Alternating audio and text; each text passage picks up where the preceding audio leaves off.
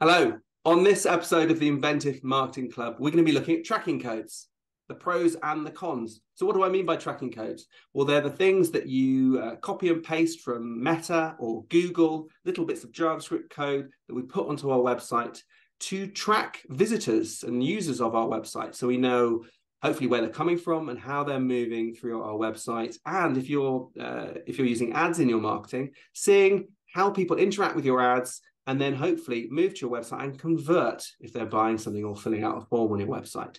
So as marketers, I find this incredibly valuable because we can see where our efforts are working, our social media bringing in the conversions or ads, or maybe some YouTube videos that we put up that's actually driving new subscribers. So it is really important to track people.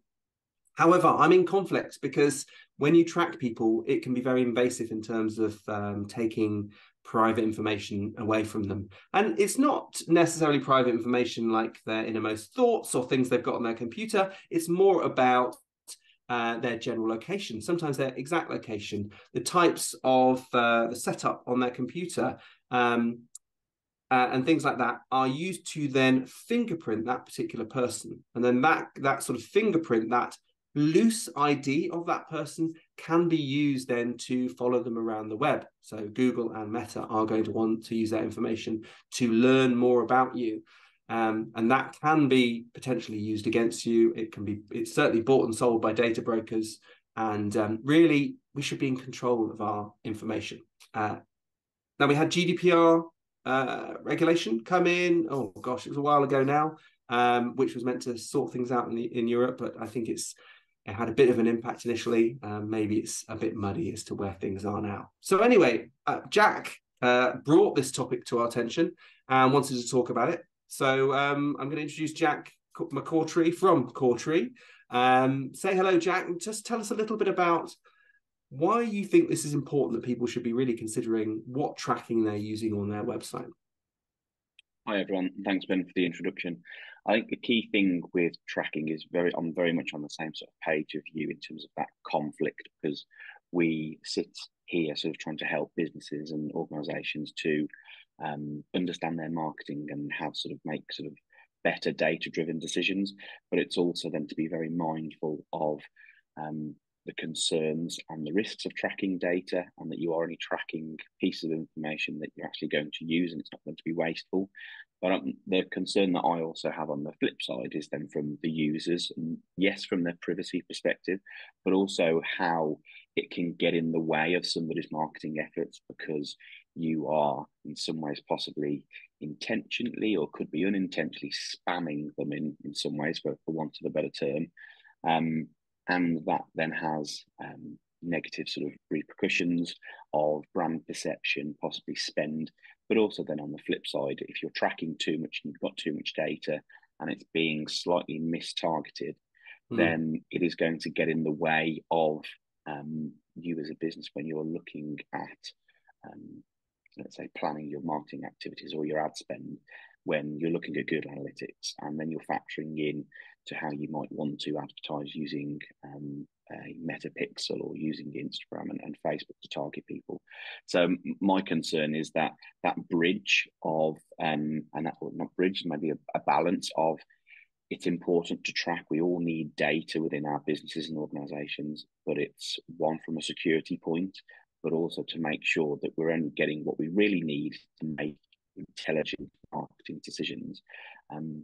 Yeah. And I think that was some of the things that come up in conversations when we're speaking with businesses. Yeah. So essentially, as marketers, and you work on the social media side, the blogging side. I work on SEO and ads, and sort of come together. We want to understand where people are coming from. It helps our marketing. It makes us more effective and our clients more effective. But equally, we want to make sure that people aren't being over-tracked. And also, you mentioned, you brought it up there, too much data, too much tracking can actually make things more complicated. I just want to take a little step back before we launch into some of the details. And just let's have a look at what tracking is, what it looks like, what it can do. So I've brought up a couple of websites here. I've got the BBC and the Times. And so normally tracking you can't see. It's hidden code, it's JavaScript code usually that's embedded within the page that you can't see what it's doing, but it's listening in the background. It's effectively there listening. It's looking at your scrolling habits. It's sometimes even looking at your mouse pointer moving around, what you click on. It's also looking at where you've come from, so the source. It's looking at the I mentioned it in the intro, but it's looking at how the configuration of your computer as well. So what fonts have you got loaded, what plugins, and what size resolution you're browsing at, and it uses that to create a fingerprint, so it can use that as an ID to reference you if it sees you again on other websites. But to see those tracking codes, you either have to look in the inspector and look at behind the scenes of the website and have a look through the code and try and find them that way. You can actually just look at what's actually being loaded and look at the JavaScript, but that's a bit nerdy, and to be honest, it's unless you're really inclined that way, it's going to give you a bit too much detail. So you can use other tracking plugins actually to see this data, or your browser may have a built-in tracking prevention, which then actually lists what's being tracked. Now, Safari, which is what I'm using, does have that built in, but they've made a recent change to it. Normally it sits up on the top left here, just where this little pie chart is at the moment, which is a different plugin. But now it's actually only showing it on the private mode. So I'm not going to show you that. But I thought actually what I'll do is install this plugin, this extension for Safari called Ghostery, which allows you to not only see what trackers people have got, but you can block them as well. Now, I don't advocate blocking all tracking. I think tracking is really useful if done in the right way. And really what we want to do is push marketers, website owners to track in a privacy centered way or user-centered way. So let's go back to the BBC and have a look and see what they're tracking. So I click on the little Ghostery icon here, and we can see they've got some general category site analytics tracking. They're using Optimizely. They're using dot metrics, not dot matrix. It's a very old printer format. Chartbeat, I don't recognize any of those, but I think they're probably quite popular in the media industry. This hosting one, I'm not sure what that means. It's this hosting. So, okay, so this is basically going to a different domain. So we've got bbc.co.uk as the main domain. This is going to different domains. So it's just showing that there's some cross-domain traffic going on and some sharing information. Go back here. So it lists those out. There's not too many. I think if I actually agree to tracking, let's have a look. If I agree to tracking here and refresh the page, do we have more trackers, or is it just the same? Okay, it's just the same. That's not too bad. So actually what we've got there is they are tracking before we agree to tracking, which I don't think is strictly allowed under GDPR. However, they might be doing it in a way that is actually a bit more, it protects us a bit more. You know, they're not tracking everything until you click that button. Let's have a look at my other example here. So this is the Times. They've got a lot more tracking going on there. So they've got some advertising. DoubleClick is owned by Google now. Then we've got some Google stuff here. Google Analytics, recognize that. Recognize this scorecard from the BBC, and so on. They've got a lot more there going on. I don't know exactly how much data each of these trackers is covering. I really don't know. I mean, you'd have to have better systems for monitoring the data in and out, but they've got a lot of tracking there, and they haven't even asked permission yet. Let's see if they've got more if we agree.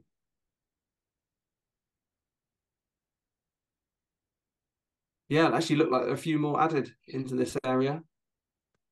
It's changed a little bit, hasn't it? It's changed a little bit, more being added actually as we're waiting for it to load. Wow, there's a lot more there now. So now we've actually approved, they're going, right, have at it. Let's track everything. So they've put all of these on here.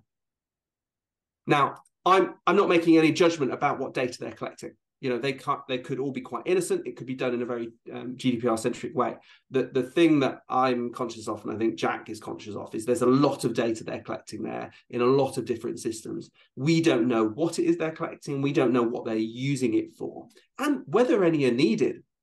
I mean, I've come across client sites, maybe we've taken over a client site, and they've got tracking codes on there for a tracking system they're not even using anymore. but yet it's still sat on their website. It's still delivering that data back to some account somewhere. And that's not good. It's not good data hygiene, and it's not good for our user. And what can really annoy me is it slows the website down. So, we want to make sure those codes aren't on here. So what do you think of that, Jack? Just looking at these two sort of standard examples in terms of the amount of tracking going on. I think this is a great example, especially from a news perspective, where we're going to these two sources to find out information as opposed to buying something.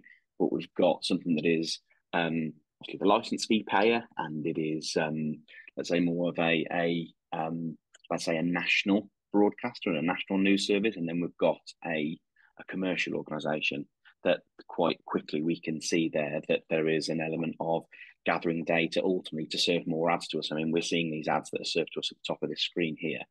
And I think people don't probably appreciate how much information that they're giving away, because they are innocently going to one of these sites or any other sort of news source to find out some information of what's currently going on in the world.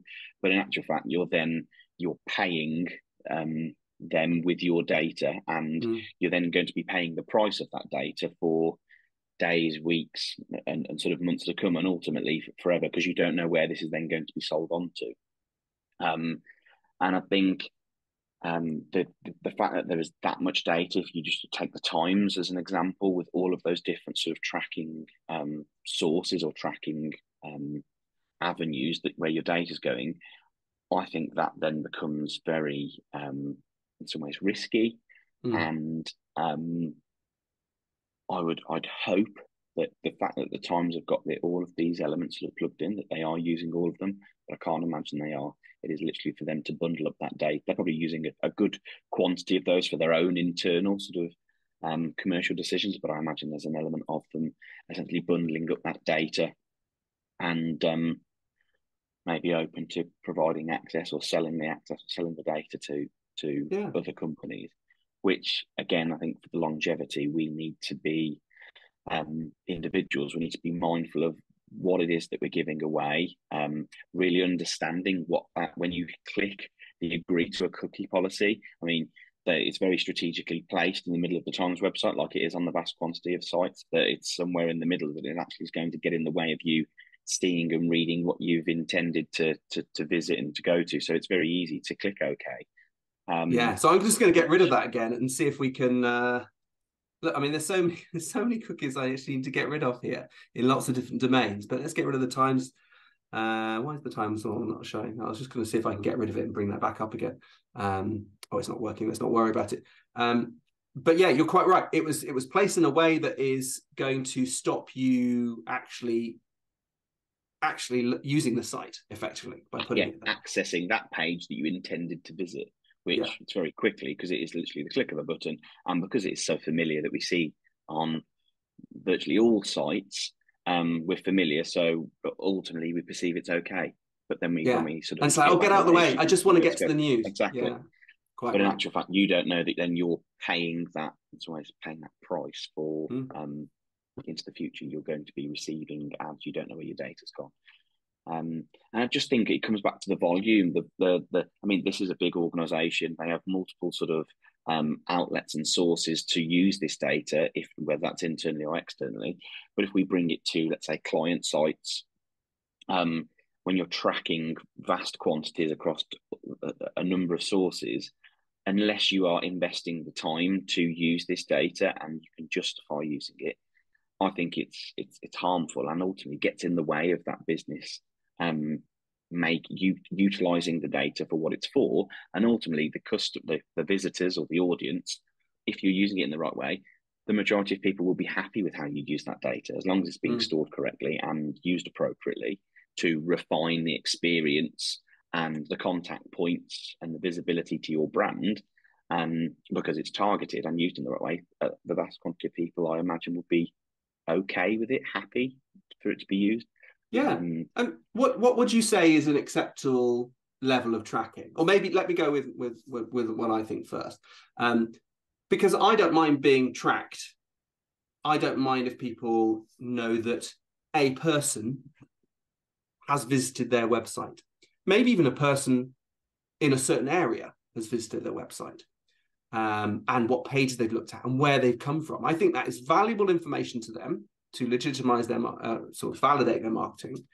But also, it's not really taking too much of my data away. It's not giving away my exact IP address, which could correlate to an exact location. It's not looking at the configuration of my system, but it's just giving them an idea of this person came on, and that's really useful. It becomes a bit more difficult when you want to understand, well, is that person returning?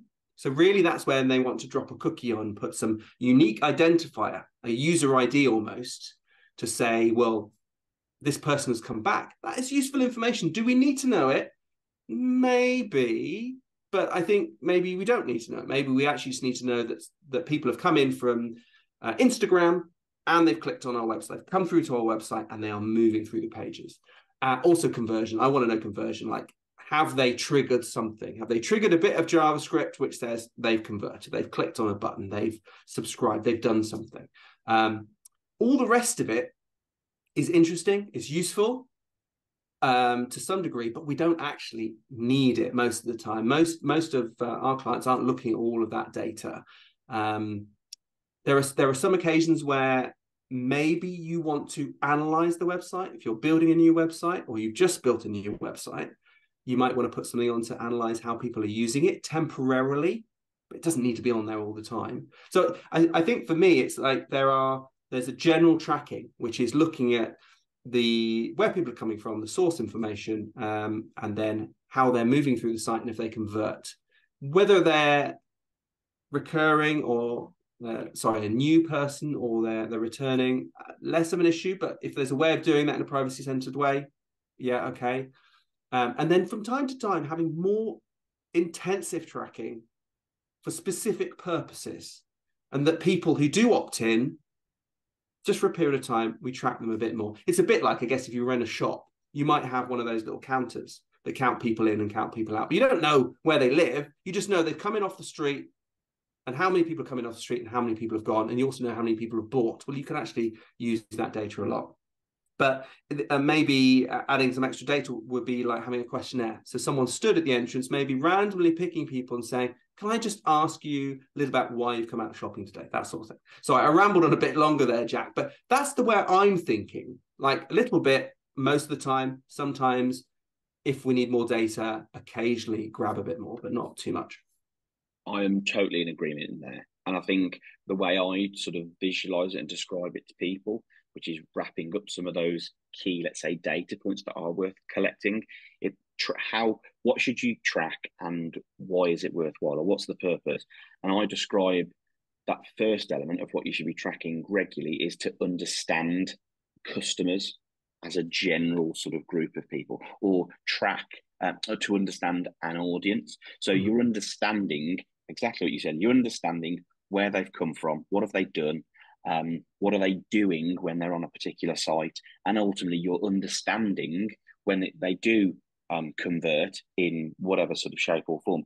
You've got a general understanding of where that journey started, so that can inform any changes or activities to either optimize that, or you use it in other areas to strengthen your marketing or your website, because you have a general broad understanding of what works, and that's it, and what works well. I think then there's the element of the getting to know element. So you've got understanding people and getting to know. And I think the getting to know, that's where everybody likes to get to know their audience and likes to get to know a little bit more about their customers. But I think there's a very fine balance, and it quickly becomes very intrusive.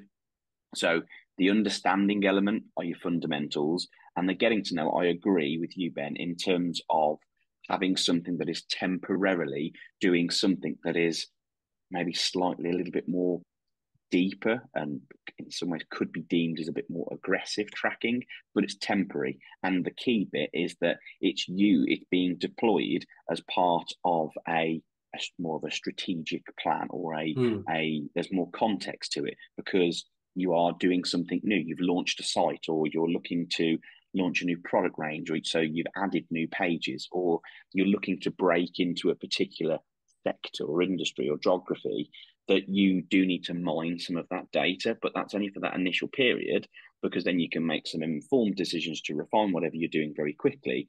you drop that off because hopefully that activity has served a purpose, and that your understanding type of tracking and looking at that group of people is actually picking up that audience. So you're still getting something from it, but it's less intrusive. I think that applies certainly when you are looking at your metapixel. And I would always, if we talk broadly, whenever we've spoke about, let's say, sort of social advertising, I don't encourage people to be having a number of ads running concurrently all of the time. It should be very highly targeted. One, so that you can design that ad and the content and the call to action. You can maximize your spend and get a good return on investment. But also, if we just coming from a tracking perspective and targeting people, that should be very highly concentrated, that you go and do that activity, you commit to that spend and campaign, and then it stops. Because one, you've got, hopefully you as the business owner and you as the individual that is looking to market something or to promote something, is that you've got what you wanted out of it and you've got some return on investment, whatever that might be. But then you stop because that served a purpose, it's achieved that objective, but then you're not then gathering data that you don't actually need, because you're not going to pay any attention to it, you're not going to utilize it. That takes away the risk of gathering vast quantities, and most importantly, you then aren't appearing in front of people that are unintentionally receiving that ad, because you're not going to do anything with it. So I think for me, it's breaking it down to, there should be a group of, or a pool of let's say data points or tracking points that you are gathering on a regular basis to understand people, understand your potential customers or your audience.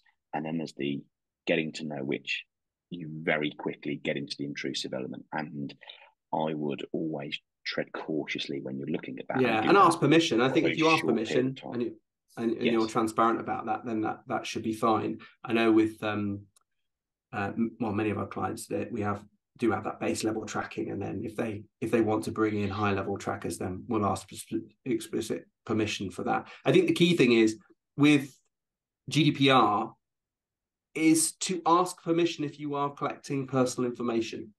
Anything that could be deemed as personal information, you should ask permission before you collect it. It's as simple as that. Otherwise, you're not in compliance. Now, whether there's a gray areas, well, other people do it and get away with it.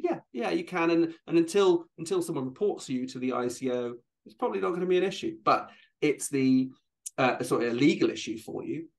But it's the ethics of it. It's like, we shouldn't do it because we wouldn't want that done to ourselves. I think it might be quite good just to explore some of the different analytics packages. And then I want to talk about a little plugin I found, which I'm testing at the moment, that can actually help with Google Analytics tracking and making sure it's GDPR compliant. But should we talk through a few of them? So I've got Google Analytics here. It's the main one. We will, well, certainly when we were building websites, we'd put this on by default, almost without asking the client.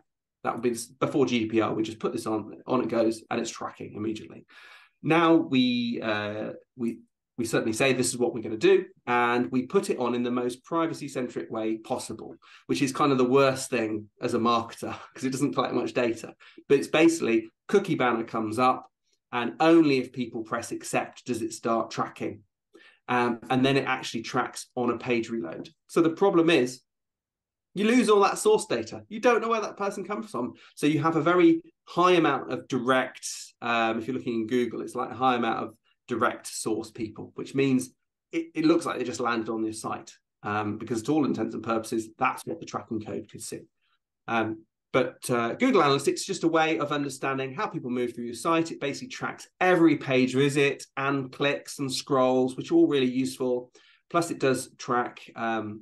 It has an ID that it drops on as a cookie. So when people return, it knows you're a returning user, and it can be used for all sorts of things. But it's really useful. And they've moved over to Google Analytics 4 now. So they've actually, I think it's difficult to check this out, but I think they have improved how it works from a privacy point of view. It's better than Universal Analytics was, but still not as good as I would like. But it is valuable to have on a website. So let's move on to Metapixel. You probably know a lot more about, Jack, so I'll let you take over and sort of explain how this works. So this will work in a very sort of similar way to Google Analytics. So this is a pixel, which is essentially a tracking code that a business can create within their Meta account, so for managing Facebook and Instagram. And this then can be attached or associated with your website. So anybody that is using the website is then that you're basically mirroring some of that data in terms of where they're coming from, what they're doing, and how they're behaving in terms of the data that they have got on their two respective platforms. This is also very useful for retargeted advertising. So this is when you have landed on a site or a particular page, and then that advert will then, or a business, and an advert from that business will then follow you around those respective platforms. And I think this is where it can be very useful, because the whole point of this is to serve ads to people that visited your site, i.e. they had some intent or had some interest. But I also think this is where the intrusive element comes in, and there's no real sort of way of carving this out. I mean, I'll use an example of just this week, that only because I remember, because I've seen the ad a couple of times, and I've even seen one this morning.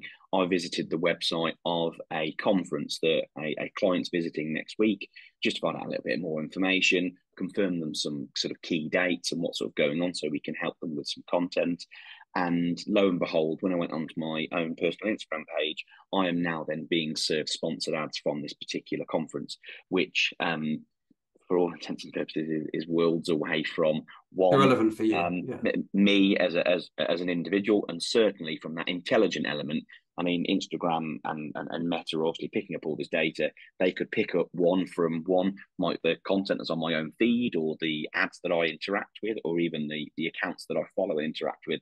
They would know there is a little bit of a gulf between the advertiser and me as receiving it. So that sort of gets in the way. And that's ultimately an example that my data has already been tracked and will continuously be tracked by a conference organizer or the sponsor of that conference, or anybody else for that matter. And lo and behold, I imagine at some point I wouldn't be surprised to receive some further ads or some other sort of communication digitally in the weeks to come. And I think that's where there's that issue, that because you're moving from platform to platform. Exactly. And it does need to be a bit more invasive. It does need to have an understanding of that person in order to track. So when you come from an Instagram ad, for example, click through, come to a website, that's going to generate some tracking information and a user ID. And then as you move around, it's going to use that understanding of the user ID to then reserve you ads. Google does something very similar, with their display remarketing or Performance Max. It's going to have something similar in terms of that. And I understand the need for it. There is value in that.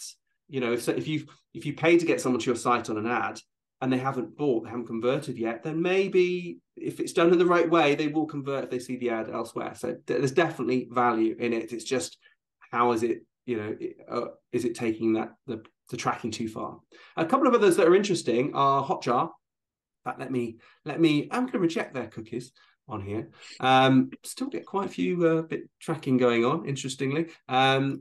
So what Hotjar does is pretty cool, frankly. You put a little code on your website. They make it very easy to copy and paste these things on. Some even say, here, just send it to your website developer. We've got all the instructions. But you put this on and it will basically give you like a little recording of your user's journey on the website. So let's see if I can play the video there, see if it's actually going to show us anything while we look. But it will actually show you your website. It will show how their mouse comes on, how they scroll up and down, what they click on, which page they go to, and you can build up things like heat maps that it's showing you there. You can sort of filter down specific users and say, I want to see everyone from the UK who came in, spent more than 2 minutes and converted, actually landed on this page. And then you can study them. You can watch those recordings. Now, we don't know who they are. I don't know the person who's looked on there, but it does have their IP, track their IP on there, so it knows their location, and it can infer other information from that. It is really useful, though, to analyze how effective a website is, because you can see if people struggle. I know a client I was working with, they could see rage clicks. It was actually a different service, but very similar. And they could see that people were getting frustrated on certain things where they thought they were buttons and they weren't buttons. So they were clicking, going, why isn't that activating? So it's really useful from that perspective. But I think once you've used it for a period of time, you should take that code out, turn it off. You don't need it on an ongoing basis. They would like you to have it on an ongoing basis, but I think just from a tracking point of view, you don't. It's potentially going to slow your site down a little bit as well. Like all of these tracking codes, it will just slow it down a little bit. And then there's lead forensics. Jack, have you got, we've got a few clients who use this. I'll accept these cookies. Why not? I can remember coming across lead forensics a very long time ago. Even before you get to the tracking element, their sales tactics are a little bit more, let's say, pretty. They're intense. They're intense. They are very intense. And I think on the whole, my experience, or not my experience, but sort of speaking to clients or people that I know well that have used lead forensics, has been beneficial. And I think it can be quite a powerful tool. I can remember having a conversation during that intense sales process all those years ago when somebody's explaining all the features and how it all sort of the process and what it looks like. I described it, or how then you then as the user use that data. I described it as the reverse cold call, which the individual I was speaking to didn't necessarily like how I described it, but that was sort of how it had been sort of portrayed to me and how it was going to be used. So let me just quickly explain how it works. So what you put the tracking code on the website, they collect data, and then you can see a dashboard of not just these sort of kind of users have looked at your site, but actually these people from these companies. We know people from these companies, and maybe even what their names are, have looked at the site, job titles. And it gives you intelligence. Say, oh, okay, so John from company XY has looked. They've been looking at these pages. They've been looking quite frequently. Maybe we should get in touch. And then it gives you all of their details as well. So okay, this is the mainland. Here's all their details. So you can then call them up, and it leads into what you were saying about reverse cold call. So you're understanding it's a kind of a half warm call, because you kind of know that they're interested, but they don't know you're tracking them. Anyway, sorry, I interrupted you, but you're right. And then it just happens to be that within the 24 hours that somebody has not just visited your site, but visited a particular product, that you want to talk to them about the features and benefits of this new enhanced product and what it's going to do. And it just happens. It's just more about coincidence, or that perceived coincidence. But I think where it has been, where the first, I can remember there was a business in Worcester that I'd spoken to, and they sort of brought lead forensics to my attention, and they tested it. And I think within the first couple of weeks, they had some quite reasonable success. But sort of anecdotally, they were able to work out, and this is where the intelligence comes in. So it's not just cold, hard sort of sales and marketing, but they were able to pick up that, I can't remember exactly what it was, but there was some new legislation or guidance that had been issued to a certain department within local authorities in the UK. And it was totally brand new, but it was going to be coming in very quickly, and you all need to be doing it, and this is how you should go and do it. So from that, the only reason they found out about this was because they were using lead forensics, had seen quite a flurry of traffic over a very short period of time, that then, because of, as Ben described, the data that then was being served to the user of lead forensics, they could work out that there was certain, that one, they were all coming from local councils or regional sort of authorities, that they were able to then pin it back to a conference and where all these individuals had been. But what that happened to be was that, yes, that reverse cold call was in line with something that they needed to do as opposed to what they wanted to do. So you're pushing it a little bit of an open door. So that was useful because, one, they were able to get leads from it, and I'm pretty sure that they converted, but it also allowed them a little bit, and this goes back to sort of the benefits of why we think it's useful. And a little bit, Ben, when you're talking about the uses of Hotjar, they were able then to very quickly reconfigure how certain products or certain solutions appeared on their homepage, when in actual fact, if you looked at their sales data of the previous 2 years, these particular products were, well, they certainly weren't the top performing, and certainly weren't their lead product range.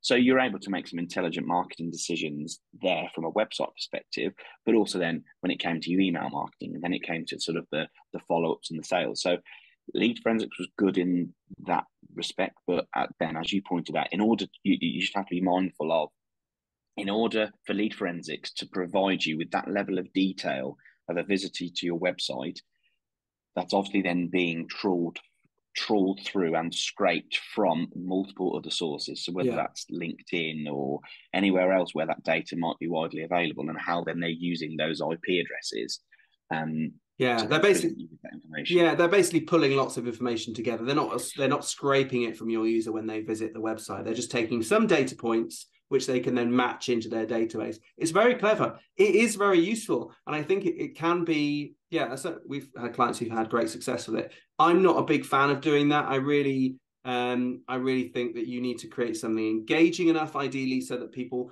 have to connect with you, then start having to maybe give you permission to start having a engagement with them. But I think for some people it works quite well.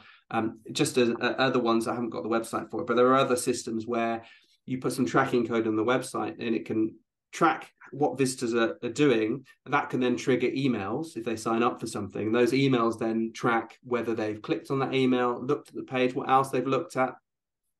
It's called marketing automation, basically. It can trigger lots of different things and different actions. But it's basically looking at moving people down the funnel by looking at their activity and then determining, well, have they seen this video? Have they filled out this form? Have they joined this conference? Whatever it might be, before they actually buy the final product. Have they booked the sales call? And it moves them down that funnel that you've designed automatically. Well, to do that, has to collect lots of different information. Just before we sort of finish off, I just want to look at a few sort of innovations I've found. One of them is, well, actually, first of all, let's have a look at Jack's site here. So this is your site, Jack, that we worked on with you. And you've got a very nice accept cookies at the bottom there. And as we can see in Ghostery, you're not tracking anything until we click that. So, you are being very respectful of my data here. You're not tracking anything, except that, I think the server logs are going to track some base data, but that's all kept on server. There's no third party tracking. If we accept the cookies, it will reload the page and it will load those trackers on. Now we can see it's turned to a little pie chart. And you're using some very basic stuff, Google Tag Manager, Google Analytics, that you're using to just have some basic tracking on there through Google Analytics. So that's typically how I'd like to set up a website. That is the best, most privacy-centered way of doing it. It gives you the least amount of tracking, sadly, but I think the way you work, that's absolutely fine. The website's more important than knowing exactly who's visited. But on our website, I'm testing out a plugin called Chaos at the moment. It's a funny name for it. It's this independent WordPress developer has made it. And the idea behind certainly this pro version is they will take the Google Analytics code and they download that on the server. And then they run it and then tweak the data that's going in and being sent to Google. So Google isn't getting full access. Google isn't able to, the browser isn't loading that code, so they're not able to glean a bit of information that way. But also it's not able to send back details about what the browser and configuration is. So this plugin is able to control the data that it gets, down to the level actually where you can just control very basic clicks and just send that through to Google. That means that once you install it, and you need the pro version, it's not very expensive. It definitely, if you're keen on this, it's definitely worth investigating. With the pro version, you can make it GDPR compliant, so it's not sending any data to third parties that hasn't been sanitized first and completely wiped of anything that is personal data. And also we're not loading data from third parties, so we're not loading that initial tracking code from a third party. So if we go to our website and I reload it, we don't have a cookie policy come up there because we're not asking to track, because we're not collecting any personal information. If I click on the tracker here, it's actually, you can't see any trackers because there are certainly not a known tracker, and the data it's sending is generic data. It's actually sort of making up a base user ID, so it can track people over a very short period of time.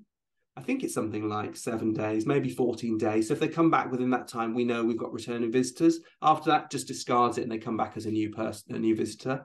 But equally, it's just collecting, which page, where they came from and which page. I don't know anything else apart from that. So for me, it gives me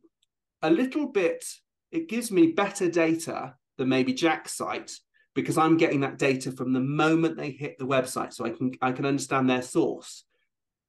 So I get more of that. I can see all of the visitors on our website rather than just the people who click accept. But I just don't get as much detail. It doesn't send so much personal information. So in terms of the granularity of where those people are located, it's not going to show that. It's probably going to show it to the nearest metropolis or the nearest city rather than down to exactly what village they're in. So, but I don't care. I'm not bothered about that sort of information. So that's worth investigating. You know, I think it's admirable to try and not track people, but I'd rather track everyone, but just track less of their data. So that's something I'm testing at the moment that might be quite interesting. What do you think, Jack? Where do you think, just to sort of conclude, where do you think we should end up really in terms of tracking? I think like anything when it comes to marketing and using anything that is, let's say, third party and fits in with what you were just saying there about your site and certainly my site, is it's all about understanding your particular business and your specific website, and then only then picking up and deploying the right tracking tools for that particular need. I mean, we went to the extreme of, let's say, lead forensics, and I'm certainly on the same page as you. I don't, it's not necessarily something that I wholeheartedly agree with, but there will be businesses and there will be use cases where that is actually quite useful. And also on the flip side, there'll be potential customers of those businesses that are receptive or open to being marketed to, sold to, and communicated with in that way. But there's a lot in between, and there's lots of other businesses and sectors in between. So I think it is only using something that you really have some value for. You're going to get some value from, and you're actually going to use it, because otherwise there's no point in having it whatsoever. Take the shop analogy, which I think is a great analogy, and it fits in very nicely. Is that there is no point tracking everybody that walks in and finding out who they are, where else do they shop, how much does their average basket spend on the way in, when in actual fact you're not actually going to use it, because you thankfully your business is successful and busy, that you're just busy getting people through your till and back out the door again, because you're not actually using that data. So where should we be? I think there's got to be a lot more clarity on, one, what data is being tracked from all of these different sort of parties and tools. I think there's got to be a greater understanding from businesses of what does data really look like for you, and sort of marrying that together with having the tracking tools in place. But also make it, like everything that we encourage people to do, is reviewing everything regularly. So there might well be a bit of tracking code or a tool that you've been running for the last 12 months, but you didn't realize that you were doing it, or you certainly haven't delved into the report and the dashboard, that if you're using it, you're then cleansing what you're tracking on a regular basis. And it hopefully then will inform some marketing decisions. It will inform you not to track the information. So I think it's just got to be mindful of having a healthy sort of data tracking plan that is going to have some benefit, and you're not wasting your time when you eventually get to it, sifting through the data. Ultimately, it's not going to inform any decisions. And secondly, you're not holding things that you really shouldn't be. And certainly, if everybody knew where the data was being sat, they don't want you to hold that data. No, so I think it just becomes a liability. Of course it does. So having data tracking and codes that helps you to understand is fundamental. Yeah. And only then use things that are a little bit more intrusive, a little bit more detail, when there is a particular need and reason to. And at that point, be very disciplined to only run it for a short period of time, however long that period of time might be, and remember to stop it, turn it off, use the data for what it is, and then go back to just tracking that general sort of data. Yeah. And get permission. On the get permission. And on the receiving end, your potential customers have a better perception. Your audience will have a better perception and ultimately a relationship with you. Certainly I'm speaking from an ads perspective, because they're not being bombarded by things that they didn't intend to get from you. And then it's hard to understand, but if you're already a regular customer of somebody, and then you're receiving these ads regularly, especially when they're not they aren't highly targeted, and you're actually being served ads for something that you purchased 2 weeks ago, well, ultimately for the business, that's a waste of money. But also that perception, there's a bit of there's some damage to how you perceive and sort of remember that brand. So there's multiple sort of reasons why you just need to be more proactive in understanding what you're tracking, why you're tracking it, and what you're doing with that data to make sure it's as tracking as least as possible. Yeah, being more conscious. No, thanks, Jack. So just to wrap things up, I want to just mention again this little ghostery. It's a privacy blocker or ad tracking blocker. I'm not advocating using it as a blocker, but just if you're interested to see what your own site is tracking codes are outputting, then you can use this, and as you browse the web you get to see it. I don't generally leave this on, it's just useful occasionally.